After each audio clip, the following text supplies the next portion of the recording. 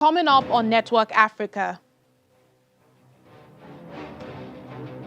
West African bloc ECOWAS resorts to sanctions over Guinea and Mali coups, travel bans and asset freezes for Guinea junta leaders. At least 10 soldiers from Cameroonian Army's elite Rapid Intervention Battalion killed in an ambush. Loss. Former President of South Africa, Jacob Zuma, fails in his bid to have his 15-month jail sentence overturned.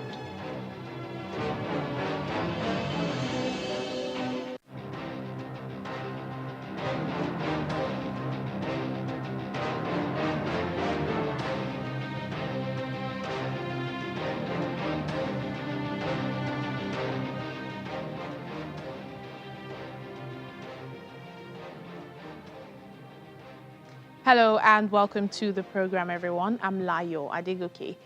Leaders of West Africa's regional bloc, ECOWAS, have imposed travel bans and a freeze on the financial assets of Guinea school leaders and their families. The sanctions are expected to put more pressure on the military junta to restore constitutional rule in the country.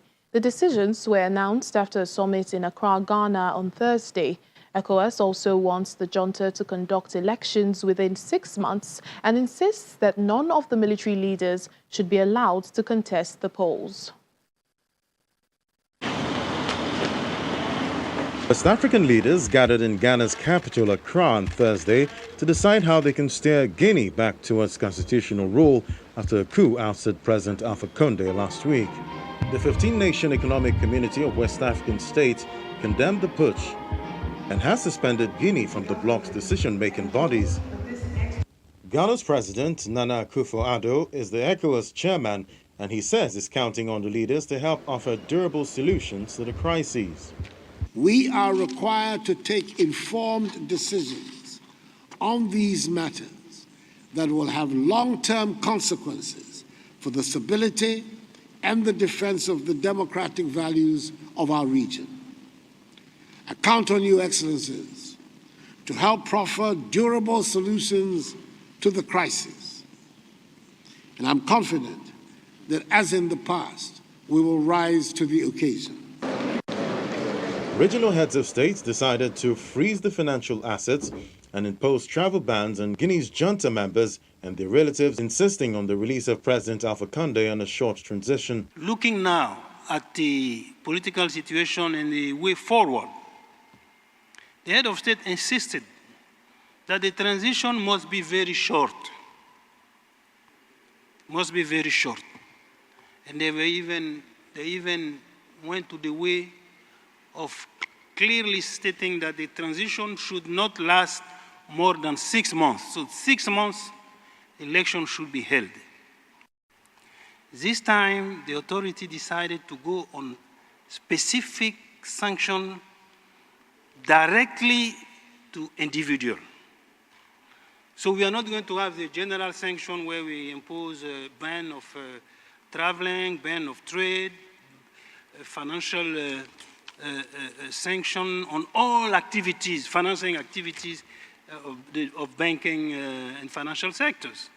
So it's very targeted. The bloc also piled more pressure on Mali's transitional government, demanding they stick to an agreement to organize elections for February 2022 and present an electoral roadmap by next month, according to the post-summit communique. And in discussing the issue and the situation in Mali, the head of state first were very preoccupied by the slow progress in the preparation of the election. They were preoccupied, and they did insist, they reaffirm again, that the date set for the election, end February 2022, is not negotiable. Very clear and insisted on that.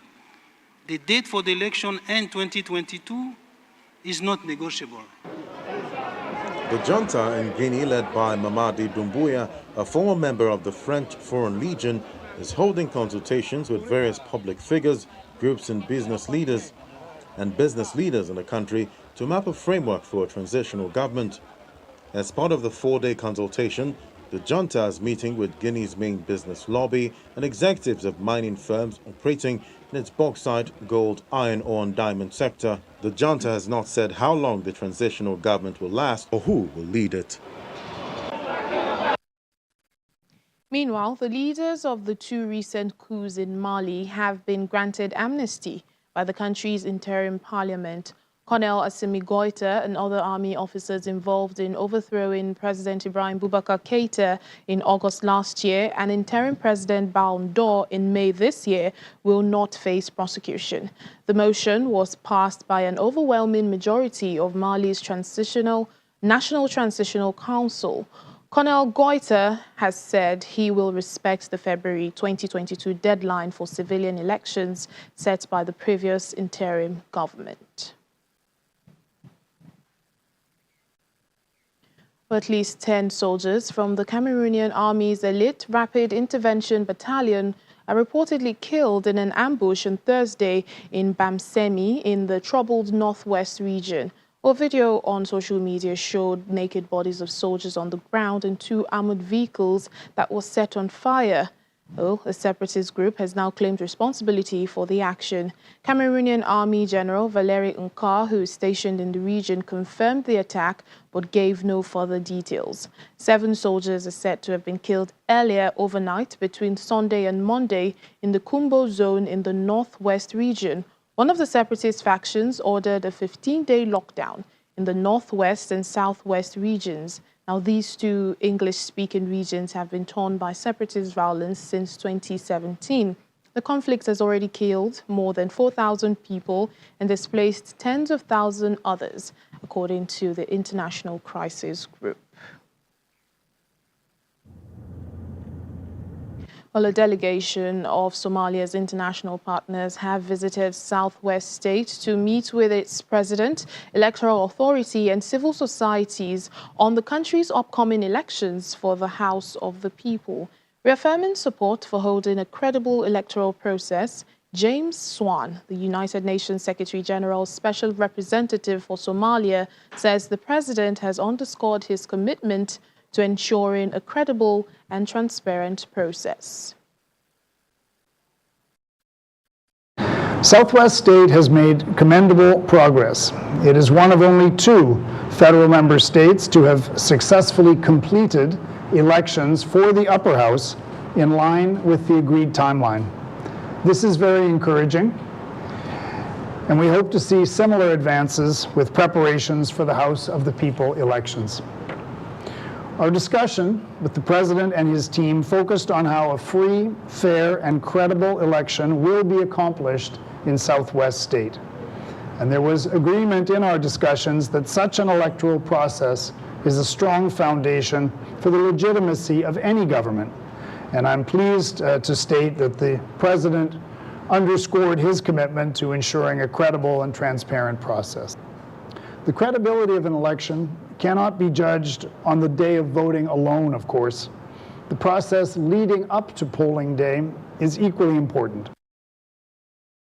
Well, South Africa's Constitutional Court has turned down former President Jacob Zuma's application for a rescission.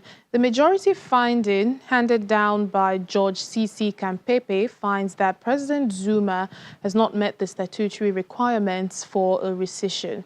President Zuma handed himself over to police on July 7th to begin his 15-month jail sentence, but has since received medical parole because of his ill health after serving only 2 months. In the meantime, President Cyril Ramaphosa has called on the public to nominate their next Chief Justice because this will further deepen public confidence in independence and, according to him, the integrity of the judiciary. The President's office said the aim is to promote transparency and encourage public participation. The nominations will be emailed to the Presidency in the next 2 weeks, after which a panel will shortlist 3 to 5 finalists and forward to the President. The President will also consult the Judiciary Service Commission and political party leaders before appointing the Chief Justice. The tenure of the current Chief Justice, Mogoen, ends next month. Well, the United Nations is expressing concern, saying that hundreds of trucks carrying aid to the northern Ethiopian region of Tigray have gone missing. Its humanitarian team in the country says none of the 149 trucks in a convoy that went into the Tigrayan capital of Mekele last week has returned. It also adds that since July the 12th, only 38 out of 466 trucks that have entered Tigray have returned. The Ethiopian government says it suspects the Tigray rebels have been seizing these trucks for their own logistics. However, the Tigray People's Liberation Front has denied responsibility over the matter, adding that they share the United Nations concern. Let's head now to Egypt to see a rare glimpse into the 4,700-old southern tomb of the ancient Egyptian king Djoser. Back in March 2020, at the sacred site, Egypt reopened the Djoser Step Pyramid, the first one ever built after a 14-year restoration costing nearly $6.6 million. Egyptian archaeological authorities provide a peek into the tomb of King Djoser. The southern tomb is the second of King Djoser and had been undergoing renovation for 15 years before the ministry reopened it to the public. Today, after 15 years of architectural renovation works and installations inside the southern tomb, it has reopened today for the first time. I am talking about the 7.5 by 7.5 meter wide well and a depth of 1.3 meters. The step pyramid was built during the reign of King Djoser from the 3rd dynasty.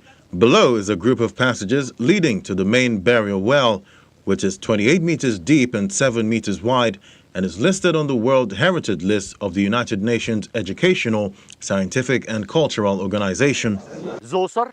Djoser has two tombs, the southern tomb and his royal tomb. Some researchers suggest that maybe this southern tomb was built for the preservation of his internal organs. Others say it was built as a symbolic one of King Djoser.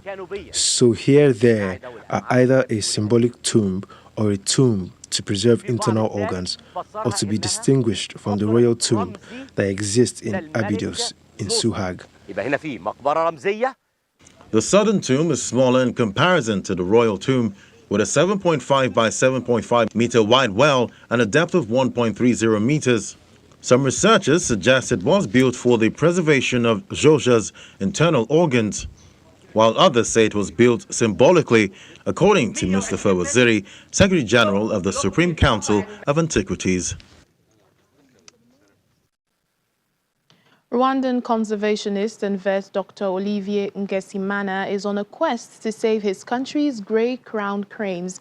The population of these majestic birds have been on the decline in Rwanda over the last decade due to the loss of their natural habitat and poaching. A tall and elegant grey-crowned crane struts despite its leg injury through the Umusambi village, a crane sanctuary in Rwanda's capital, Kigali. The bird is amongst hundreds of grey-crowned cranes that were rescued from captivity or the illegal pet trade, thanks to the work of Rwandan conservationist and veterinarian Dr. Olivier Ngesimana. With its yellow crown of feather tipped with black and red throat pouch, the grey-crowned crane is considered one of Africa's most striking bird species and also one of its most endangered. In Rwanda, the grey-crowned crane has often been seen as a status and wealth symbol, found in private homes or hotels where they're often kept as pets. So 6 years ago, there were more cranes in captivity, in people's house, in hotels, than there were in the wild. And what was happening is like many people really love cranes, but some people, they wanted to have them in their gardens. So there was a huge demand for illegal pet trade.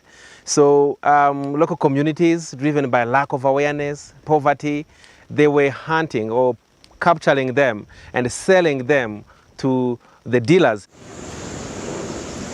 Ngesimana's passion for cranes goes back to his childhood, growing up in a village filled with grey-crowned cranes that served as alarm clocks and provided entertainment. We didn't have watches, we didn't have like a telephone to tell the time. So we would say, let's wake up when cranes call for the first time, let's wake up when cranes call for the second time. So it was like time telling. So and the people really enjoy their dance, their call. It's just one species that means a lot in the society, in the culture. In a little over 6 years, Nsengimana's organization has saved over 200 cranes from captivity through various initiatives at the sanctuary with the support of the Rwandan government. Nsengimana says engaging local communities at the grassroots and raising awareness about the birds' decline has played a huge part in recovering their population from 487 to 881 in just 4 years. It's about really bringing as many hands, as many people as possible on board to really fight and work for the same cause. And really this one has been paying off. With our efforts, like with the conservation champions, marsh rangers, and then the other awareness, all these activities we've been doing, it has contributed to the increase of great crown cranes in Rwanda. Along with other community awareness initiatives, Nsengimana goes around schools sharing information with students about the need to protect cranes and other wildlife. Still to come on the program. Our Africa Tech segment discusses the rise of the professional gaming industry in Nigeria. Please stay with us.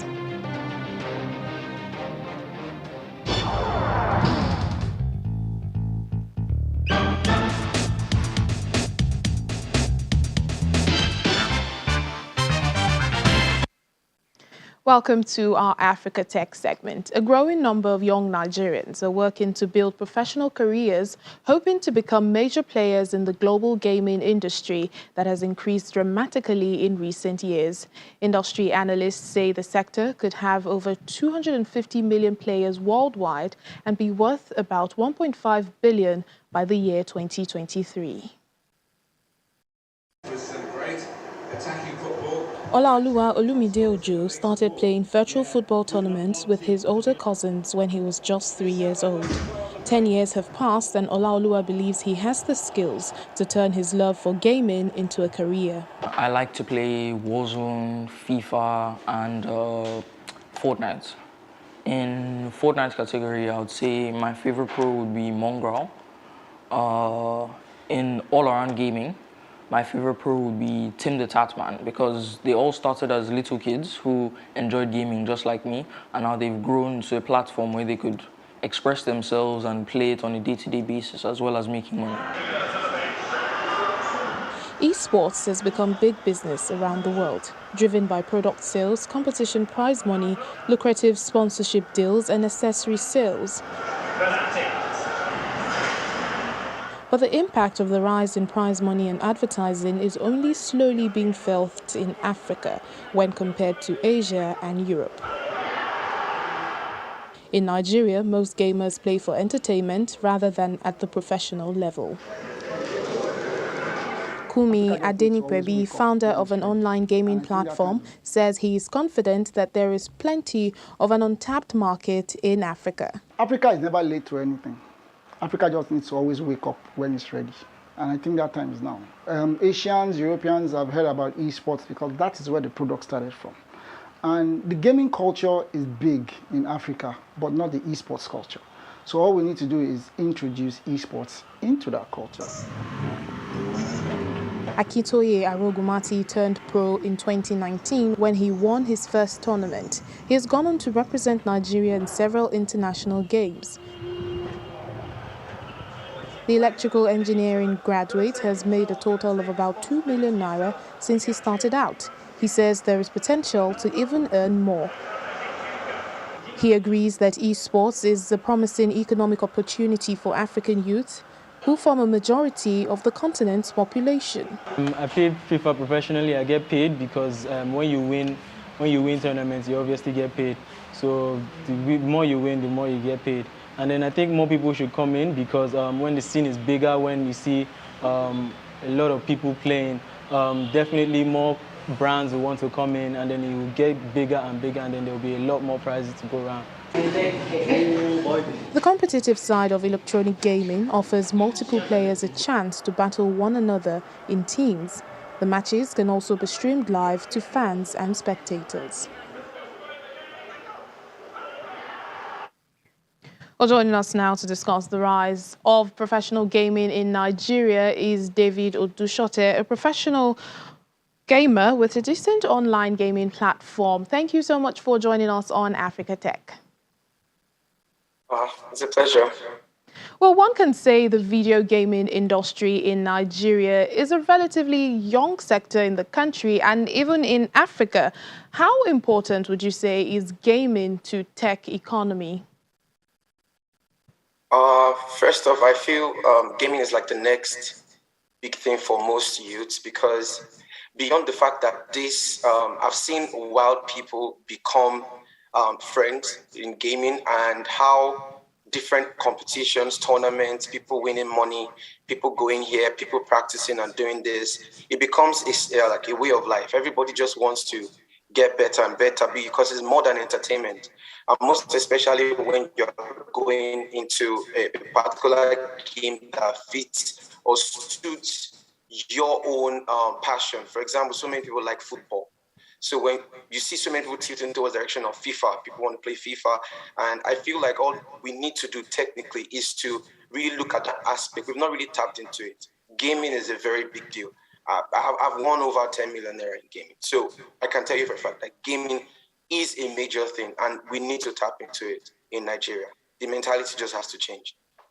Well, that's very interesting what you just said about winning over 10 million naira, and I'm sure many people would be in awe of that. Well, in Nigeria and Africa, how can professional gamers and even the up-and-coming ones work in this new career path, in the hopes of becoming major players that can be at par with their international counterparts?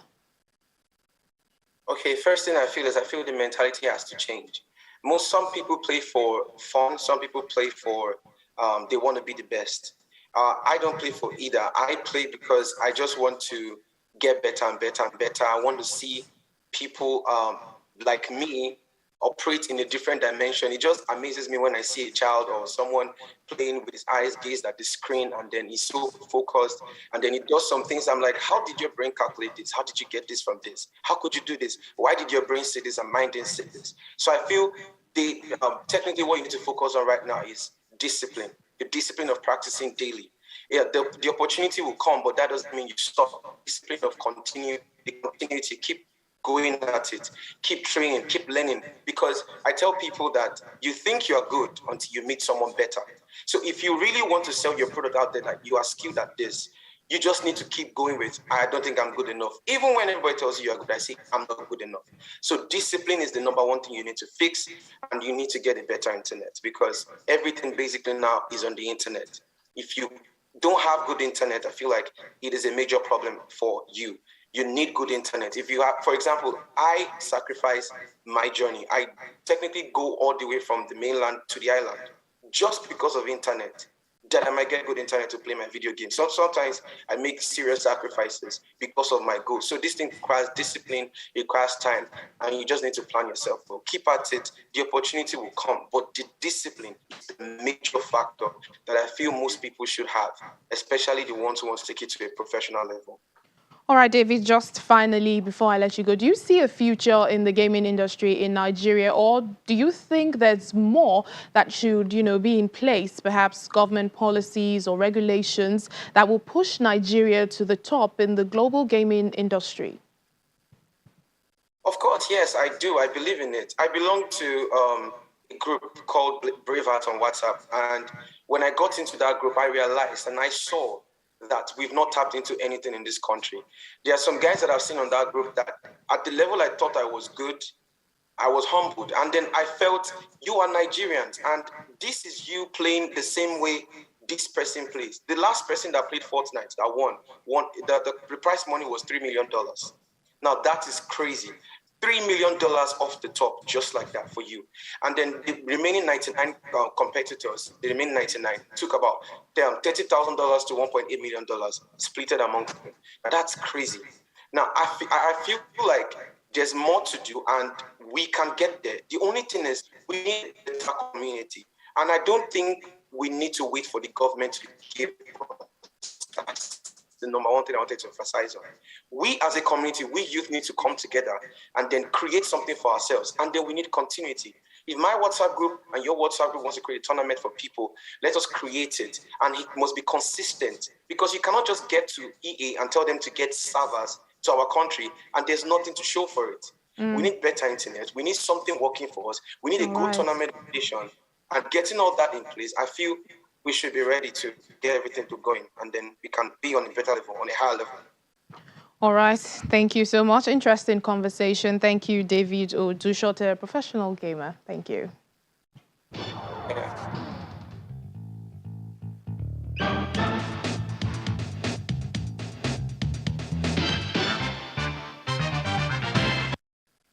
And that's it on the program for today. Thank you so much for being a part of it. I'm Layo Adegoke. Have a great weekend.